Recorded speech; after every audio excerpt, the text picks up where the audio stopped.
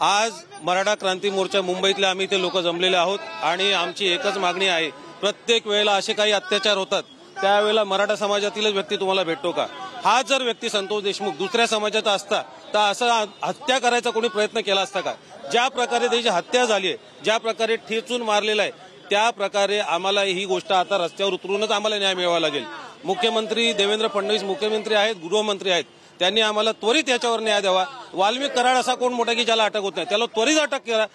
अटक जर नाही केल्यास तर मुंबईत आम्ही या आंदोलनाचं मोठं स्वरूप तुम्हाला बघायला मिळेल। हा आंदोलन कशा प्रकारचे असणार नेमकं काय सांग? आता तरी आम्ही शांततेत करतोय, छोट्या प्रमाणात करतोय। मुंबईतले मुख्य लोक आलेले आहेत। या आंदोलनात जर न्याय मिळाला नाही तर हे मोठं स्वरूप होईल।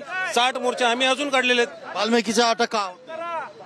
याचे काही राजकीय लागेबांधे आहेत हे आम्हाला कळत नाहीये।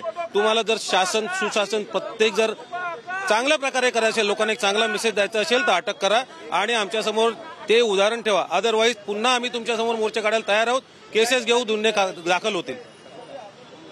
आंदोलन कशा प्रकारचे तुम्ही चेतावणी देणार आहेत त्यांना जर अटक झाली नाही? चेतावणीने आज हात जोडून विनंती करतोय, न्याय मिळाला पाहिजे। नसता आम्ही रस्त्यावर उतरू, काही फरक नाही, पुन्हा लाख लोक उतरतील आणि मुंबई बंद होईल। हे मराठा समाजाचे लोक आहे आणि ते आंदोलन करत आहे। एकंदरीत जर न्याय मिळाला नाही तर मोठा समाजाचा आंदोलन करण्यात येणार आहे। कॅमेरामॅन गणेश मोरेचा आनंद पांडे, TV9 मुंबई।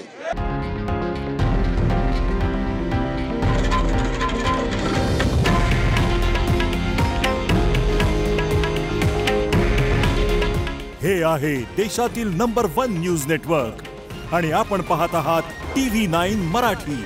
काळजी तुमची, हित महाराष्ट्राचं।